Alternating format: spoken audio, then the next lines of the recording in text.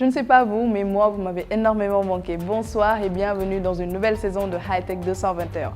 Nouvelle saison avec beaucoup de nouveautés, mais nous allons commencer doucement avec un très beau logo digital. Durant le Ramadan, on reçoit beaucoup de monde, donc c'est le moment de faire un peu de déco à la maison. Aujourd'hui, on va à la découverte de Khalifa Home. C'est une marque de décoration intérieure made in Sénégal.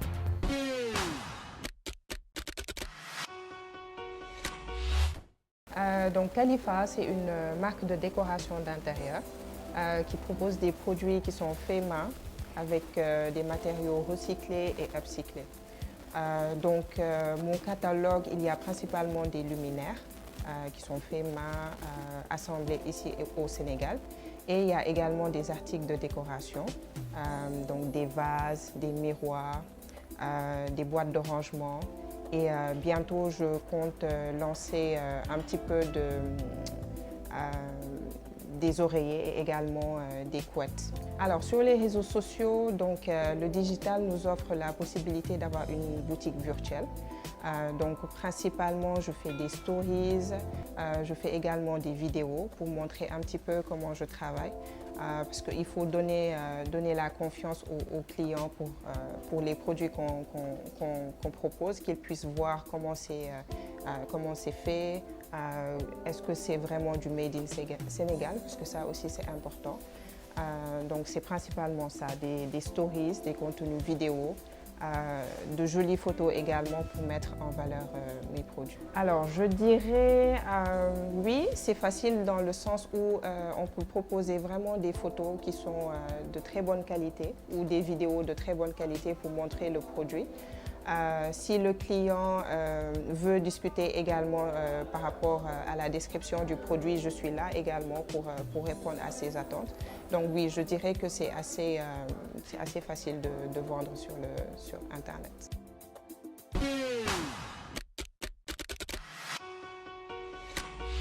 Pour les fashion lovers comme moi, je sais que vous pensez déjà à votre outfit pour la Korité. Voici Ndoko, une marque de chaussures et d'accessoires made in Sénégal. Nous avons reçu Abdou Aziz Cissé.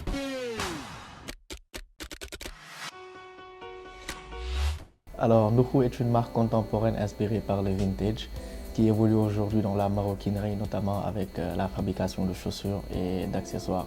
Alors, ce que nous essayons de faire aujourd'hui, c'est vraiment instaurer une industrie de mode et d'art contemporain où les valeurs africaines, en tout cas, qui sont de plus en plus négligées par la nouvelle génération, reprennent vie.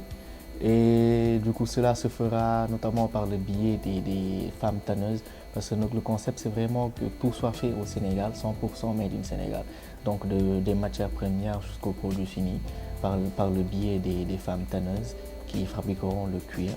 Et puis nos cordonniers qui prendront le relais pour la fabrication des chaussures et des accessoires. Alors moi, tout ce que je sais faire, c'est peut-être... Moi, je suis adepte de cinéma. Donc par de petites réalisations peut-être cinématographiques et un peu médiatiques, faire passer des messages, donc le produit. Et cela bien fixé par rapport à des thèmes. Par exemple, si je prends des mythes comme Yadikon, on se concentre peut-être sur une période de la vie de Yadikon pour peut-être faire passer un message. En tout cas, c'est ce que j'essaie de faire et c'est ce sur quoi je travaille. Peut-être après, le X, c'est le message ne soit pas bien reçu ou que ce qu'on cible ne perçoit pas bien le message. Donc après aussi, c'est un travail en amont qui est derrière, quoi. Alors, c'est facile quelque part, je répète, si le message est bien passé. Après, il y a cette culture-là de sénégalaise qui n'ont pas encore ce comportement d'acheter en ligne. Il y a ce rapport de confiance qui doit d'abord s'installer. Après, je pense que ça viendra au fur et à mesure.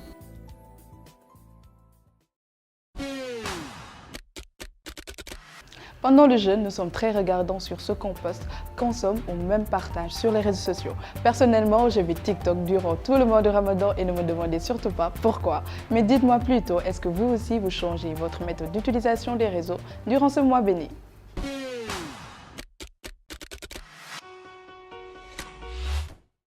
D'habitude, non. Je garde les mêmes. Non, je pense que c'est pas important.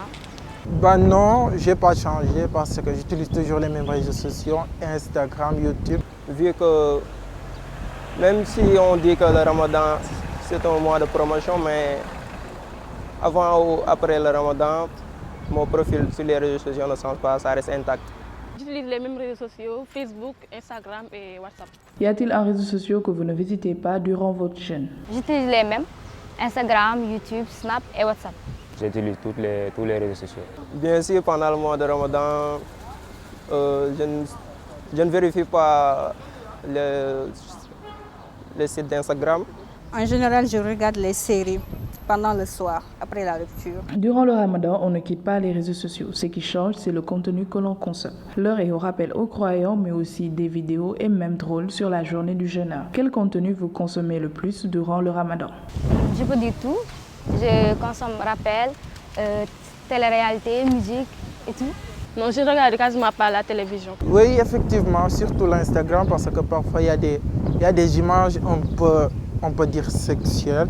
C'est ça quoi, en plus ça ne répond pas bien aux critères du jeune quoi. Je consomme le plus les séries, comme par exemple Ndogoli, Tan Bombay, Jean-Michel. En général, je regarde les séries pendant le soir, après la lecture.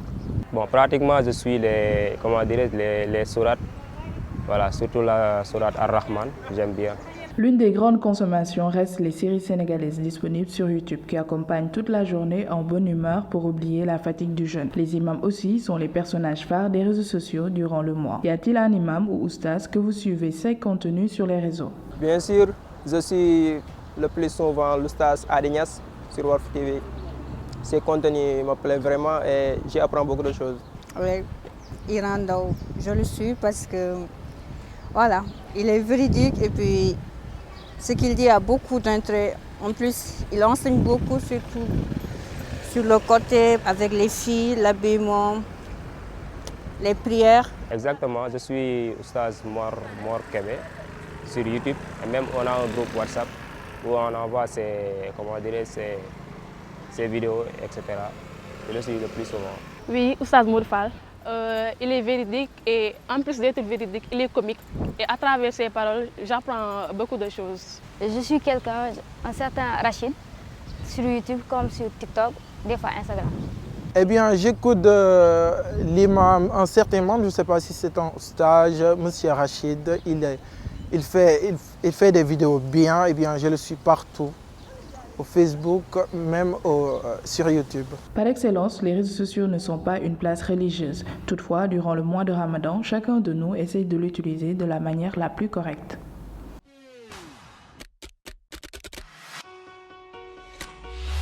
Il n'y a plus d'excuses pour ne pas apprendre sa religion. Aujourd'hui, on parle de l'apprentissage islamique en ligne et pour en parler, je reçois une personne spéciale qui en a fait son propre business. Salif, bonjour. Bonjour, je m'appelle Salif Keita et aujourd'hui je suis l'invité de Claudine. Super. Alors Salif, comme on disait, en fait, il y a plusieurs sources aujourd'hui qui nous permettent d'apprendre notre religion. Mais selon toi, quelle est la meilleure méthode? Disons que la meilleure méthode, c'est d'abord de choisir ce qu'on veut apprendre. Parce que la religion, elle est assez vague. Il y a différence, il y a la science islamique, il y a la jurisprudence, il y a différents domaines de religion dans lesquels on peut naviguer, voire explorer. Donc, disons qu'il faut d'abord choisir le domaine de prédilection. Ensuite, choisir le professeur parce qu'il y a beaucoup de courants islamiques différents. Il faut choisir un professeur d'abord par rapport au courant islamique auquel nous appartenons. Ensuite, être constant dans l'apprentissage. Parce que vous savez, en termes d'apprentissage, aujourd'hui, si par exemple c'est à l'école, il y a une pression qui est mise sur nous, que ce soit par les parents, etc. Mais si l'apprentissage se fait en ligne, il n'y a pas de pression, il n'y a pas d'horaire fixe, il n'y a pas, disons, exactement. Donc il faut que nous nous disciplinons d'abord pour pouvoir réussir dans cet apprentissage. Et comme tu dis, en fait, il y a plusieurs sites, il y a des podcasts, maintenant il y a des applications musulmanes. Mais selon toi, quelle est la meilleure plateforme pour apprendre sa religion? Bon, il y a un site, ça s'appelle le Temple du Savoir, je pense, et c'est l'Institut islamique d'apprentissage à distance. Oui, c'est très intéressant, il y a différents domaines d'activité d'apprentissage islamique qui sont disponibles, que ce soit dans la finance islamique, que ce soit dans la charia, que ce soit... Ça dépend en fait, il y a beaucoup de domaines qui sont disponibles, mais aussi, comme tu l'as dit, il y a les podcasts. Aujourd'hui, par les podcasts, nous pouvons apprendre beaucoup de choses, que ce soit dans la sira, la vie du prophète, que ce soit dans la jurisprudence islamique, que ce soit dans beaucoup de domaines en fait. C'est une mine d'or et il y a beaucoup de choses à voir. Alors Salif, tu as aussi une boutique islamique qui s'appelle Hidma. Est-ce que tu peux nous en parler? Hidma, c'est une librairie islamique. C'est un projet qui a été mis en place depuis 2 ans on est dans la vente d'accessoires islamiques, de Coran, de Khassaïd, de livres de théologie de tout genre. Et on est présent physiquement, comme en ligne, sur Instagram et sur tous les réseaux sociaux. Alors Salif, aujourd'hui vous êtes très réputé sur les réseaux, on connaît Hitmax soit sur Facebook, Instagram, mais comment vous avez fait pour vous démarquer? Bon, d'abord on a essayé de créer une communauté, parce qu'il ne s'agissait pas juste de vendre, mais d'affirmer la présence de Hitma en tant que boutique islamique. Pour cela, il fallait faire un peu d'inbound marketing, pas juste publier les livres qu'on vend, publier les Corans, etc., mais créer une communauté. Et on a procédé en créant du contenu islamique, que ce soit raconter un peu l'histoire du prophète Mohammed, en l'occurrence, et tous les autres prophètes, tout ce qui est en rapport avec le Coran, tout ce qui est en rapport avec... Parce que c'est une mine d'or et c'est insondable en fait. Quand il s'agit de l'islam, surtout dans le digital, on se rend compte qu'aujourd'hui en France par exemple, il y a beaucoup de plateformes qui sont créées et qui racontent en fait les histoires islamiques. Mais au Sénégal, il n'y en avait presque pas. Donc on n'avait pas juste agi en tant que boutique, mais on avait aussi agi en tant que média. On a essayé de véhiculer des messages par rapport à tout ce qui tourne autour des savoirs islamiques, des histoires qui n'étaient pas racontées sur le prophète Nuh, sur le prophète Issa, sur le prophète Youssouf, etc., etc. Et à partir de ça, on a créé notre communauté. Et en parallèle, on a aussi présenté nos articles. D'accord, super. Et aujourd'hui sur Hitma, nous qui vous suivons, on sait que vous vendez plusieurs livres islamiques. Là, on est durant le mois de Ramadan. Quel est ton top 3 des livres à lire pour le Ramadan?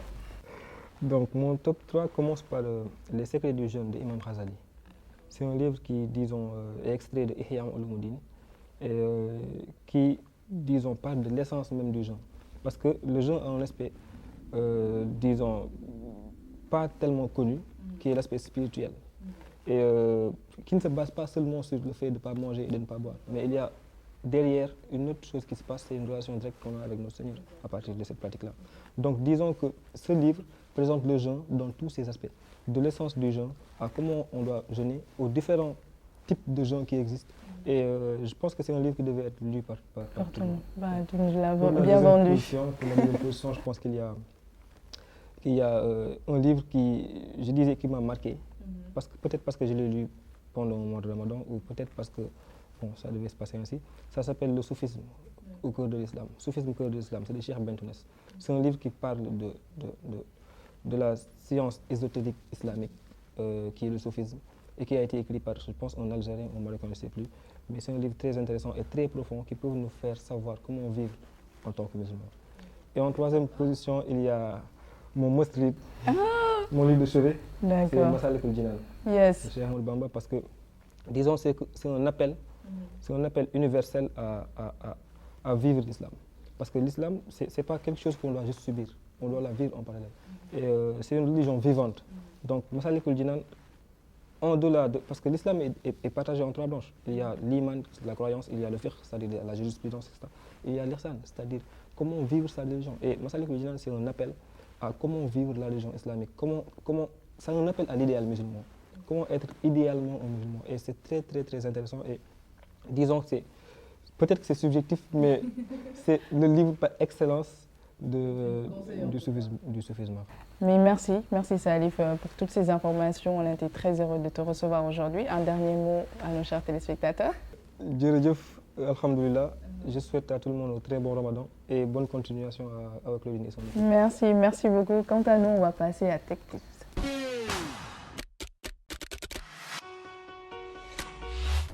Si vous n'avez pas de câble Internet chez vous et que vous voulez profiter des avantages d'un accès sans fil, vous pouvez connecter votre Smart TV en Wi-Fi. Le réseau de votre box Internet est directement utilisable pour votre téléviseur s'il est équipé d'un routeur comme beaucoup de modèles récents. Les paramètres de votre télévision vous demanderont d'indiquer le mot de passe de votre réseau Wi-Fi et le tour est joué. Si votre TV n'est pas doté d'un routeur Wi-Fi, vous pouvez vous équiper d'une clé Wi-Fi spécialement adaptée à la télévision.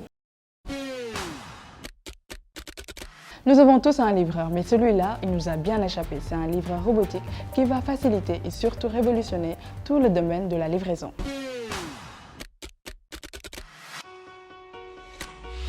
Un robot autonome qui permet d'effectuer des livraisons, il est déjà utilisé en interne par des entreprises américaines. C'est un robot de l'entreprise Noro, c'est un véhicule de la prochaine génération qui transporte des marchandises conçues pour commercialiser à grande échelle. La tendance est à l'intelligence artificielle. Voici des accessoires de réalité augmentée qui permettent de voir en plus de son champ de vision d'autres informations. On va se croire peut-être dans Matrix, mais celui-là est bien réel.